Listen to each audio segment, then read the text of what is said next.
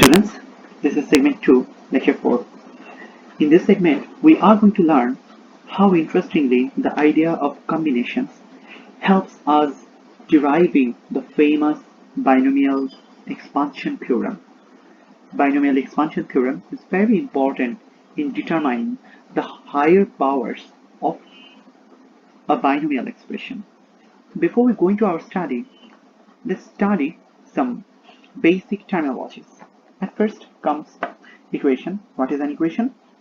Equation is a statement like this where we use the symbol equal symbol and both of the sides of this symbol are equal. So here in this case the whole statement is an equation. So next comes expression. What is the basic difference between expression and equation? We will know that. As we see, the right hand side of this equation, this consists of some algebraic terms and they are related with each other by some operator like plus sign here, right? So this whole side consisting of some algebraic terms and operators, this whole side is known as an expression. This side is also known as an expression. So what is the difference between equation and expression? If someone writes x squared plus y 1, this is an expression. If someone writes x squared plus 1 equals 5, this is an equation. Okay. Next, binomial expression. Binomial expression is also an expression. Say x minus y. This is an expression. As we know, binomial means double b or having two terms, right? So it has two terms. So this expression having two terms is known as a binomial expression. If someone writes 2x squared plus 1, this is also a binomial expression. If someone writes 3x squared plus 4y, this is also a binomial expression, right? But remember that in binomial expression, the two terms will be related using the symbol plus or minus. If it is like 3xy, this is not a binomial expression, remember, because in this term 3xy, the elements are in a multiplicative relationship, not additive relationship, right? So we know what is binomial expression now. Here comes terms. We already have discussed on that. X squared, 4x cubed, y, all of these are some algebraic terms we mentioned here, right? So in algebraic terms, there are some elements, there can be some elements. For example, this is a constant, this is also a term. 3x squared yz, this is also a term, right? And all of the elements are in multiplicative relationship.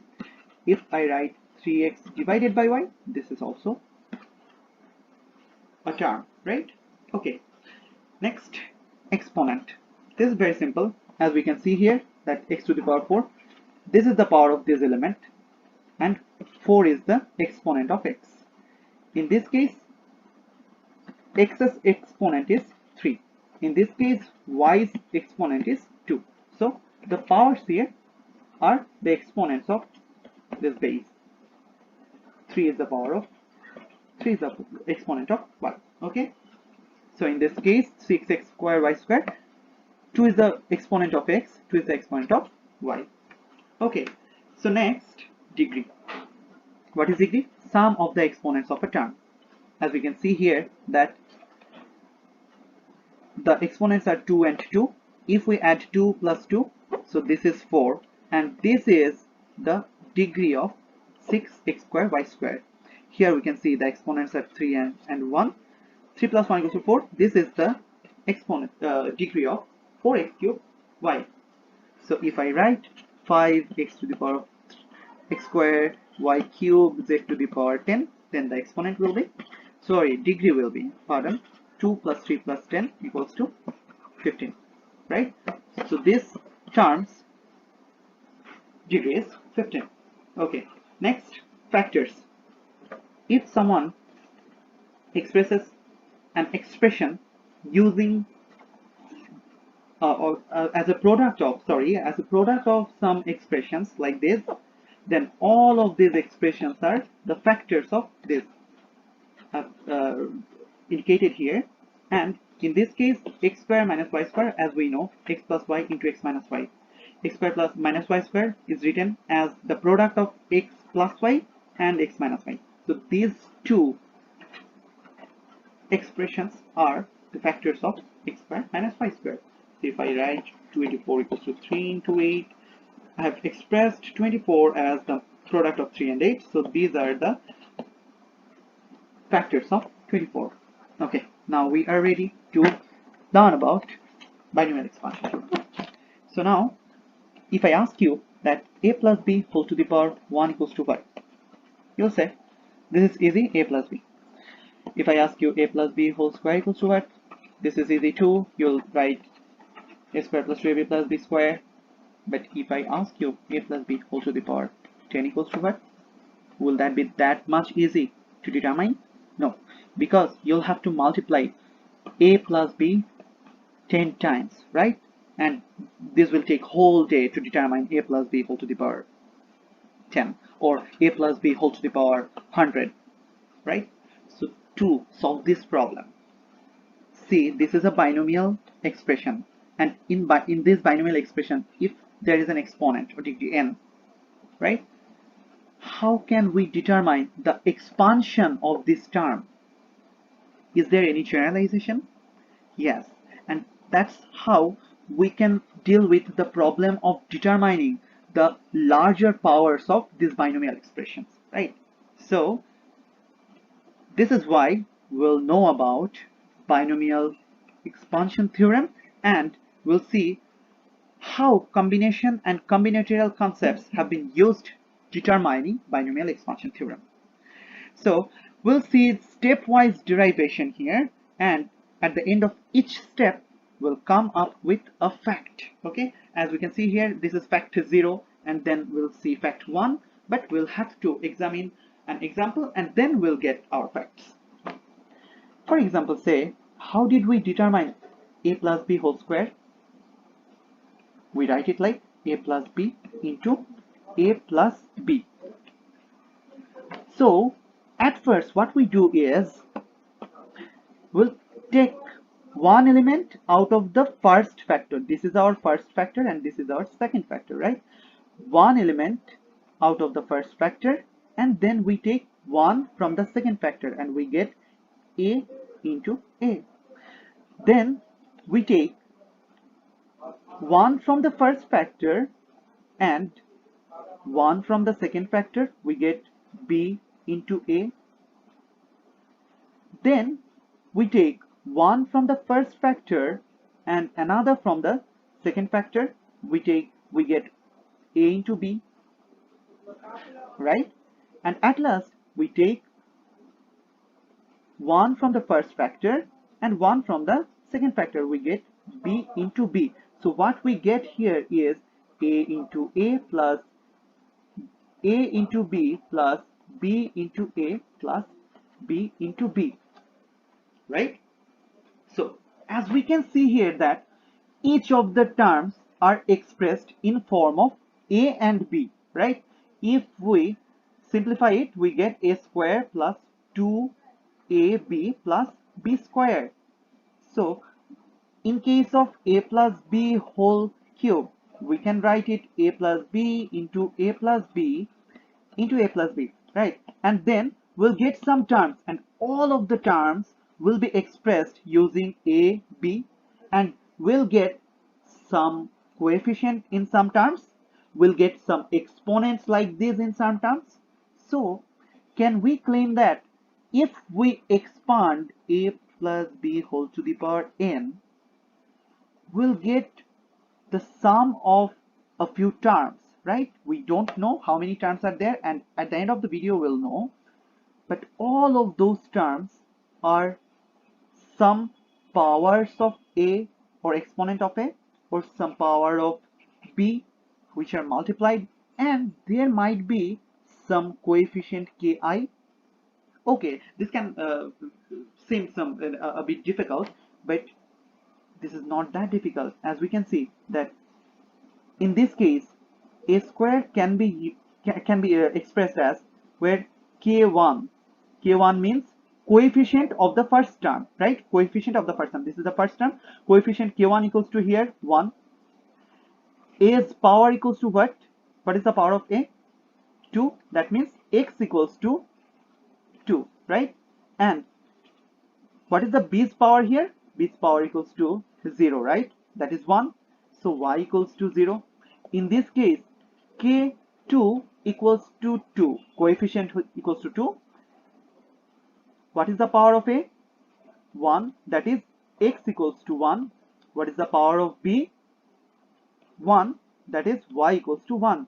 So similarly, we always can express each of the terms of the expansion of a plus b whole to the power n. Each of these terms as ki a to the power x b to the power y. And this is our first fact.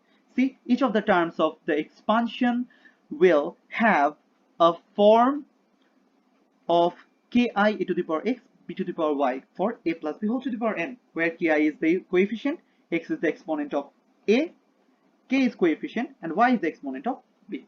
This is very simple. So next, for getting the next fact, we'll get back to our previous discussion. Remember, when we wanted to determine the product of a plus b into a plus b, that is a plus b whole square, what we did was we had taken 1 from factor 1, 1 from factor 2, then 1 from factor 1, 1 from factor 2. We got a into a, then a into b, b into a, and at last b into b. Can you see that in each of these terms, we took only 1 from the first and then 1 from the second. Again, we took 1 from the first and 1 from the second. Again, we took 1 from the first and 1 from the second, right? So can we see that each of the terms of this expansion, has been made from the elements contributed by these factors, and each of these factors we see here, these factors contributes only one element in one term. Okay, we can see another example, a plus b whole cube. In this case, a plus b, a plus b, a plus b. As we see that this is equals to a cube plus 3a square b plus 3ab square plus b cube. How did we get that? See here that we take 1a from first factor, 1 from second factor, and 1 from third factor. At last we get a into a. That means a cube. In this case, b cube, we take 1 from first factor, 1 from second factor, and 1 from third factor. We get b into b, right? Similarly, we'll take 1a from first factor, 1a from second factor, and 1b from third factor, and we'll at last get 1a into b. Similarly, we can take 1a from the second factor, 1a from the third factor, and 1b from the first factor, and again we'll get a into b. And can we get that? How many a into b will get from these three factors?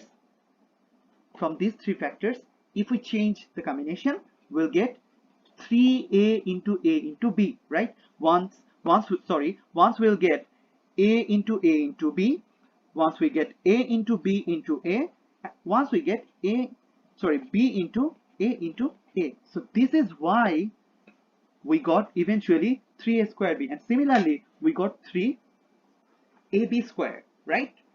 So can we see here that each of these factors always contributes only one element in each of the terms? In this term, 3a from three factors. In this term, 2a from two factors, 1a from another factors. 1a from one factor, 2b from another factors, 3b from three factors, right? So this will lead us to our fact 1, that each of the factors contributes one element in each term. So if you have to write a plus b whole to the power n and expand this, each of the terms, say these are the terms, blank boxes, right? So in each of the boxes,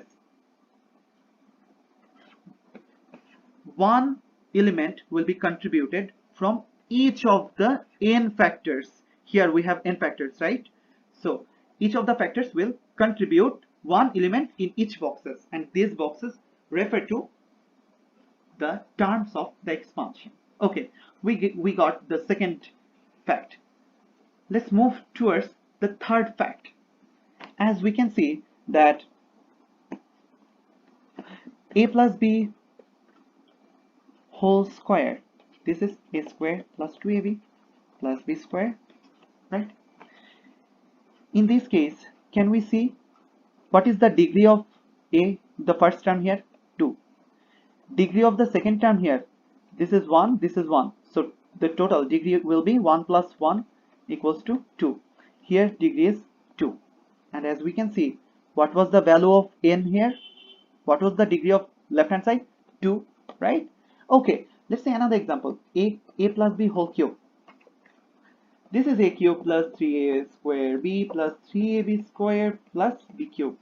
What is the degree of this term? 3. What is the degree of this term? 1 plus 2 equals to 3. What is the this term? Degree of this term? 2 plus 1 equals to 3. This is the degree of 3, and this is equals to 3.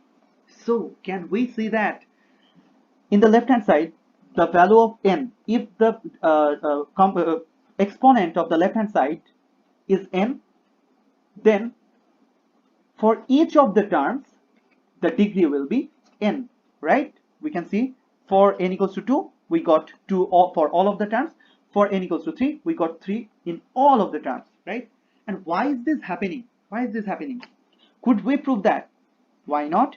A plus b equals whole to the power n. In the expansion of this, for example, say we are dealing with a single term x.